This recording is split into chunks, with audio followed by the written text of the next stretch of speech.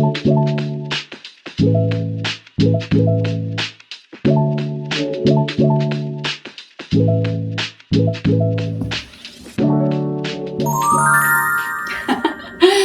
my dear subscribers and not yet subscribers, maybe soon to be subscribers.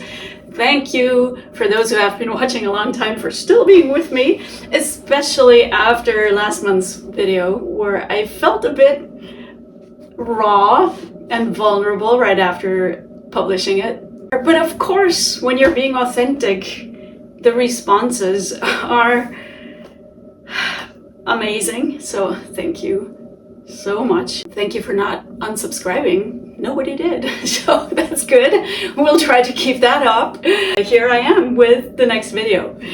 Can you guess how many weeks I'm covering from how many artworks I have? We have to do 2 pieces per week now, but this is 3 weeks worth of painting. I don't know how that happened. Last time I said I'm a little bit behind, like by half a week or something, and I decided I'm not gonna worry about producing pieces fast anymore because I felt like it's getting me away from producing good pieces. And I noticed that I have enough for portfolio already, so I just kind of let myself loose. Also, that I allowed myself to make pieces that don't necessarily fit the portfolio has really set me free. And somehow I ended up doing kind of like a mix between production week and the 100 paintings challenge. And a lot of these are actually usable for a portfolio. I'm covering only 3 parts of part 4 now. Now in part 4, it's all about marketing, branding, promotion. So much stuff, and it's a lot of like written work, study work, research work. And now I'm not behind with the paintings, but I'm a little bit behind with the lessons. So coming from part 3 into part 4, get ready for that. It's gonna be a lot of office work. The content that they bring you is amazing. Last time I said feeling that I was probably not ready for a portfolio. Oh my goodness, did you hear my cat meow? I have to let him in. Oh, my big cat Zorro. A lovely cat he is. So, apparently almost nobody is really ready for portfolio by the time it arrives. Just keep going. Doesn't matter what you call it.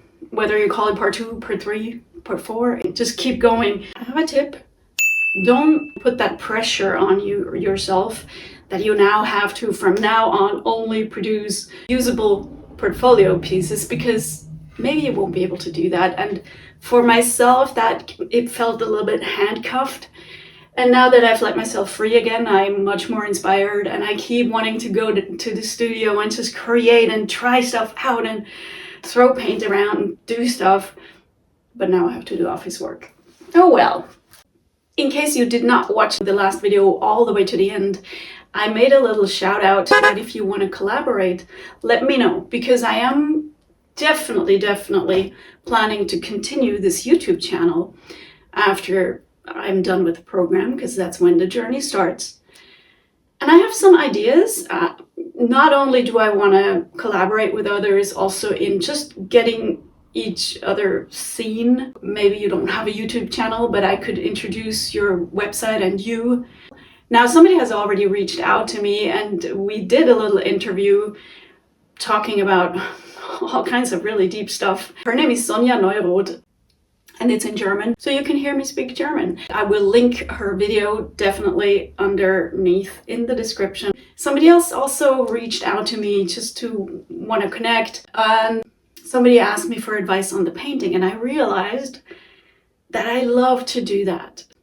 So if you ever feel like maybe you would be interested to hear an opinion on what somebody sees in a painting that you have made, or maybe you're stuck with a painting, I would be tickled if you showed it to me and we talked about it. If you're interested in any kind of a collaboration like that, please drop me a note. So I am now just lesson-wise, not painting-wise, lesson-wise about a week behind. It's not a big deal, but I have to finish by mid-January, because I have a real person art course coming up here in Austria that does what maybe part 3 and 4 of the Milan art program is doing. So this is going to be about finding your voice, branding, portfolio. I'm going to get a review on it. I'm already a bit nervous about that. And they're going to tell us how to find funding, how the art market here in my area works. And so I think that's going to be extremely valuable. But by the time that course starts, I definitely want to be done with the program. Also, this has happened already before the last video. We have an Instagram group for all the German-speaking Milan Art Mastery Program people. So if you're one of those and you're not in that group, let me know, because we can just add you. I keep telling you, connect with actual real people. For example, we now have such valuable stuff as where do you guys buy your canvases or your paint, or at the Golden Brand, where do you all find it? Or do you want to get together for an art fair together, share the costs and share the table and do all of that together? There are people who are ahead who have already done a bunch of stuff, which is also very motivating to see that they're succeeding. So that's fabulous. Thank you, Milanis. Thank you. Last time I talked about the decorative market versus the collectible market, but there's also the in-between market, the transitional market. And to be quite honest, I hope I didn't sound too negative about making art for the decorative market, because I don't even know what market I belong to, and I think that some of my stuff might fit the decorative market quite well, especially now that I'm doing some abstracts. So I don't even really know what market I belong to. That's also why that other course here is going to be very interesting, whether they even make that distinction or not, and I will share all of that with you. So let's dive into parts 1, 2, and 3. Part 4 only has 9 parts, so each video now is only going to cover 3 weeks. All of the paintings that I'm showing you today, I made somewhere between the end of October and the 21st of November. This was not all in 1 week. This was probably about 2 weeks. One remains unfinished. These two, this one right here that I call Voices, and this one here, are 2 of my absolute favorite paintings to date. Not coherent with my portfolio so far. I gave you the tip about link paintings to make your portfolio more cohesive if you have 2 styles going on. I tried that and it's not working for me. I still think you should try that. For me, what now happened is something completely new came out of that again, and it doesn't really link things. So I've decided just not to worry too much about the cohesiveness. Also remember that later you can then divide it up into collections or themes, or even works on paper versus works on canvas, or abstracts versus figurative paintings. And you don't have to just drop everything at the same time. This is the strongest link painting between Lost City Found and maybe kind of this one a little bit. I don't like it that much. I'm calling it a cat's game, but I might change my titles to fit my brand, because I'm getting to branding now and my archetypal voice and all of that stuff. So just so you know, you might find some of my paintings on my website later under a different title than what I've been telling you on this channel. So my plan for the remaining 6 weeks of the program really is to slow down, make bigger paintings, concentrate more on the first collection that I want to drop, and that all looks good together. I'm probably gonna have to, with a bleeding heart, get rid of some of my favorites for my first portfolio showing on the website, just because they don't fit in. We'll see. There's really not that much more to say about these paintings. This one is an unfinished abstract. It was not supposed to be an abstract. But what I painted underneath, I hate it so much that I completely painted over it. And now at best, it's an interesting underpainting, but right now I don't even like it enough for that. It's tip: allow yourself to abandon stuff altogether I forced myself to finish a lot of paintings in part 2 mixed media. And I think that was not very valuable. If I were to do the program over again, I would abandon paintings. If I notice it's not going anywhere that I like, I would just start a new one, see if it goes better. For me, once the opposite of inspiration has hit on a canvas, it's very difficult for me to turn it around. Another tip, if you're new to shipping artwork, have a sample customer amongst your friends or relatives.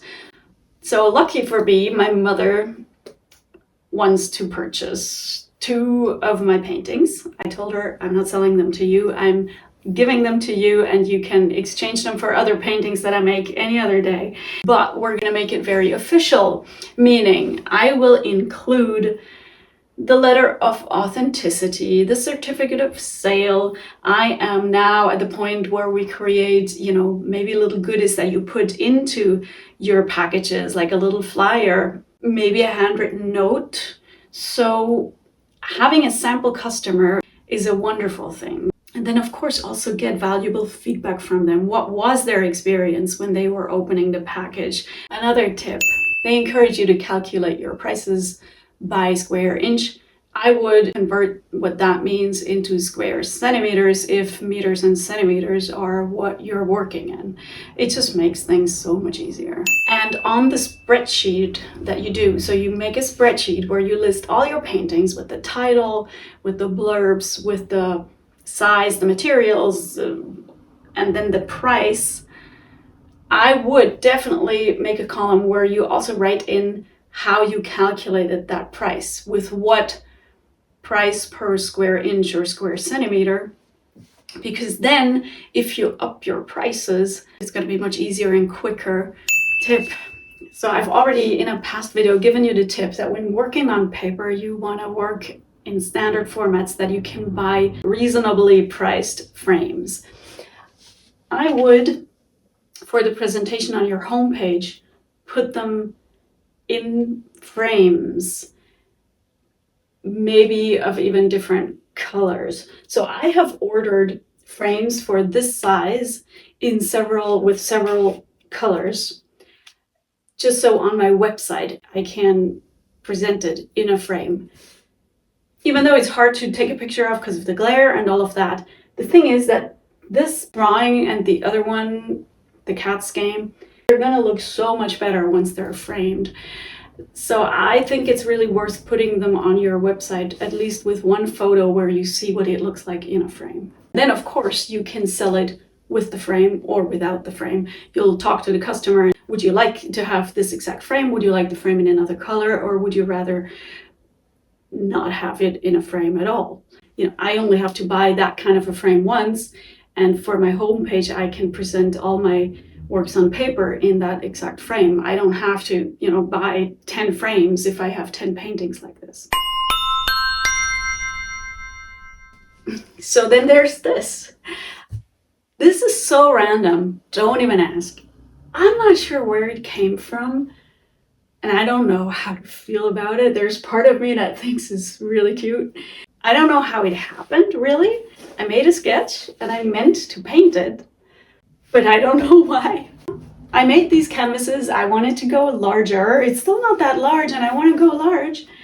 I love it as a canvas. I love making canvases and I love painting on something other than those flat, normal, clean canvases. So this is also just a bit of getting more experience in how paint works on it. Of course it has been gessoed with transparent gesso. It makes me smile, but I don't know if that's enough. On the other hand though, I told you about that I like unusual surfaces. And I also told you that I would like to paint abstracts. And I did, and I love them. So I realized I have a problem with abstracts, which is that for me always this, but what does it mean? And I don't know why that matters so much. It's just the energy, right? And the color combinations. and the fact that it is abstract and leaves so much room for your own interpretation. Yet for me, while I paint an abstract, I still need some kind of a relationship to it. And that's for me very difficult if I'm merely trying to produce a stunning piece of artwork. The way these came to be is they're actually old kitchen towels. I was using them for cleaning racks really, and then later for painting racks.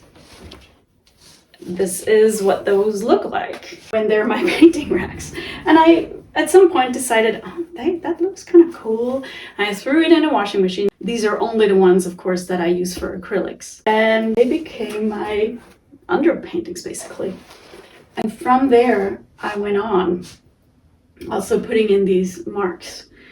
I love that because a painting rag basically carries the history of all of this past year of my painting. They helped me, they assisted me finding the other painting, removing paint by helping me clean my brush, and I wanted to honor that. I also now really have a deep connection to them. So if you ever paint abstracts, try to define what it is that motivates you, because later on you're gonna have to now in part 4 define that, not only for yourself, but you're gonna wanna carry that out into the world and communicate that. And that's gonna be important in how you sell your art. What always helps, and this is a tip, is to ask yourself, why would somebody relate to and buy my art? And envisioning your dream customer, how what you express with your art can be of value and resonate with your customer. Then something that has nothing to do with these artworks as a tip though, you're gonna wanna take pictures of your art, and they tell you to make very high resolution pictures because you might want to do print work from your art, and for that the resolution has to be very, very good. But you might not be able to do that because you're not a professional photographer, and or you don't have a camera that takes I don't know how many megapixels pictures. If that's the case, don't worry. You don't have to pay an expensive photographer to take these pictures for you necessarily. There are also, and I'm just saying that because they're not mentioning that in the program, but there are apps that up your resolution. Those apps are amazing. Some cost a little bit of money to, it's either by subscription or you just buy the whole app and then you own it for life. And they really up the resolution in a very good way. I've used it for other things and it's absolutely amazing. So then there are these 3 large abstracts and 10 very small ones. This is from that in between production week and 100 paintings in 3 days. I made, I think, all 13 in one day, and I really like them. I honestly think every single one is very usable. Now, I haven't signed them yet. You want to take pictures before you sign them. I'm considering using them for other print products where the signature is going to be in the way. So I already took pictures of them now.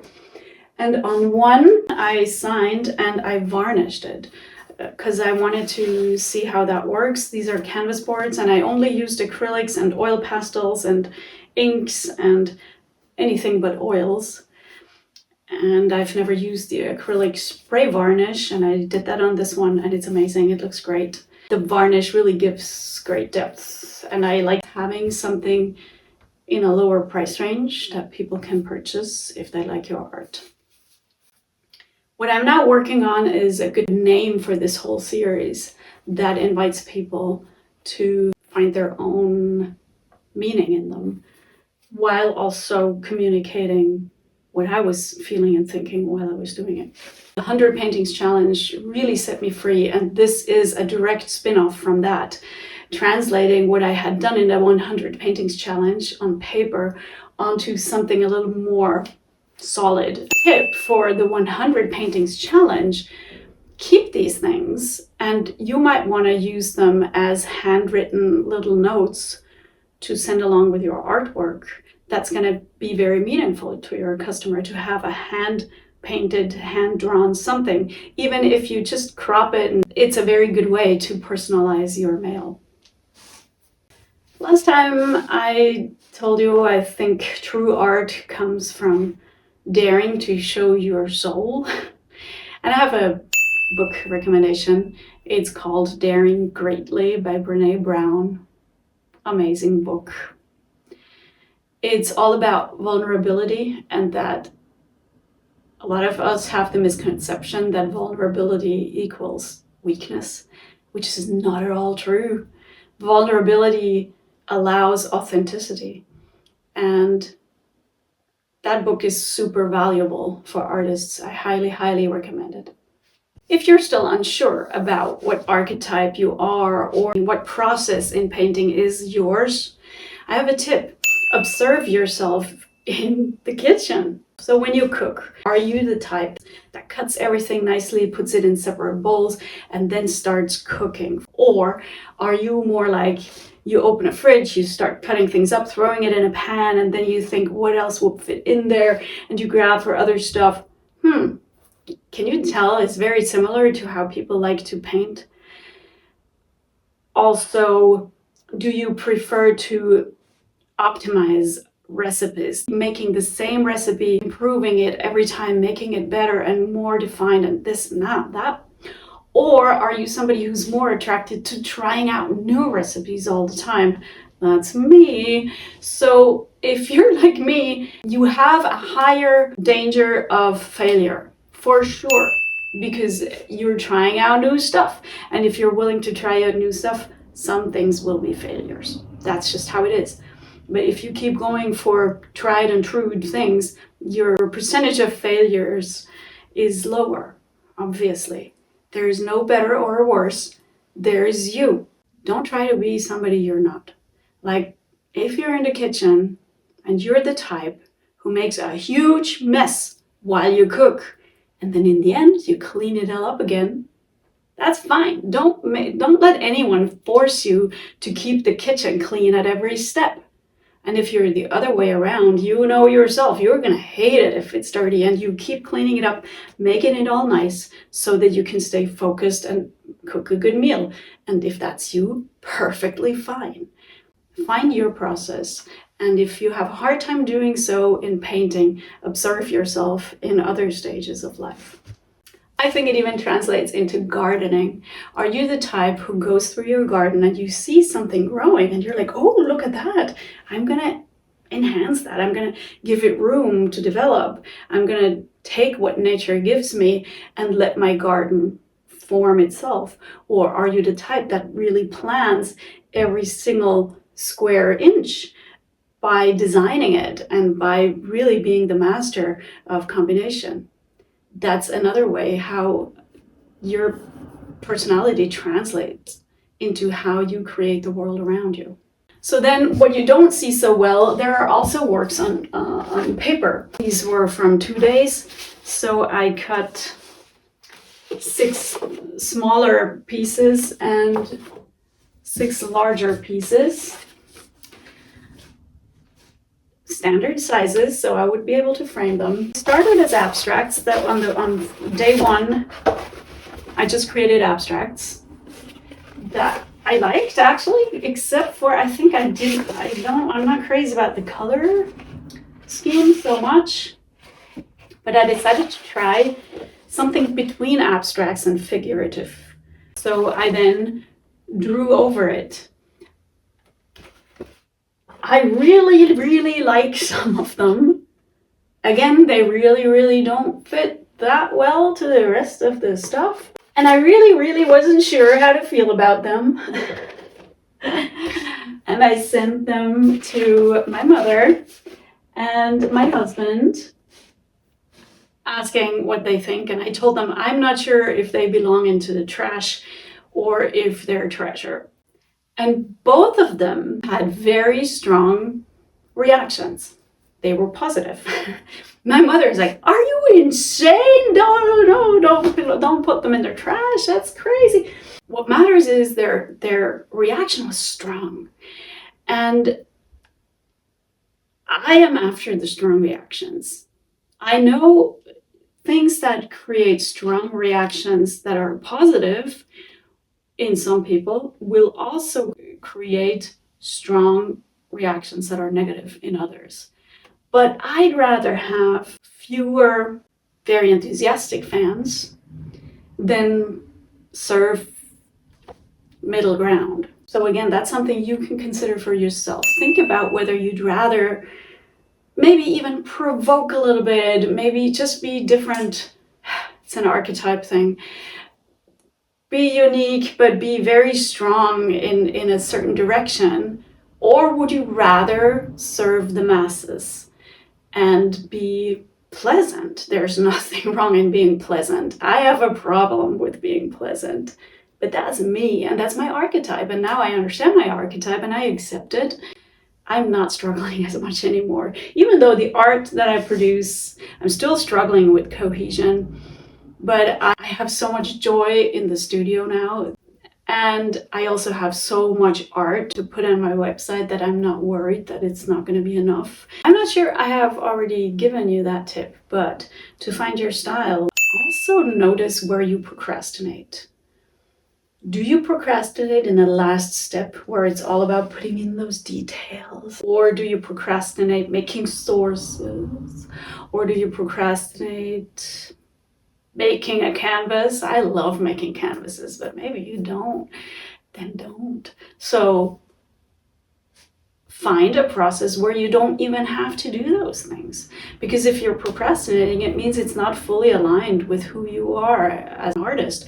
And then you should just find a way not to have to do that. It's as easy as that. Honestly, I really think it's as easy as that. Procrastination is just usually a sign that you're not aligned. You're not connected to your core. Otherwise, you would be joyful about it. Details? No. Large, bold gestures? Yes. So, ta-da! That wraps it up. I have stopped giving you great artist quotes, and we're actually supposed to go with one for our brand. And I think I'm going with, and I don't know if I've already shared it on this channel, I've used it in my newsletter. I am going with there is no must in art because art is free. I think that's very in line with who I am as a person and as an artist, and thereby as a brand, but not 100% sure I will stick with it because I just went through that part of the program today, so we shall see. All right. I have no idea how many paintings I'll have next time that I talk to you, which is in 3 weeks. If it's only one, it's going to be fine too. So I'm curious myself. Have a great time until then. Bye-bye. Thank you so much for watching. You can subscribe to my channel, but you can also subscribe to my newsletter on my homepage. And of course, you can follow me on Instagram. Soon I will sell originals, but I'm also selling prints. Everything is linked, and I really, really hope to see you again. So take care.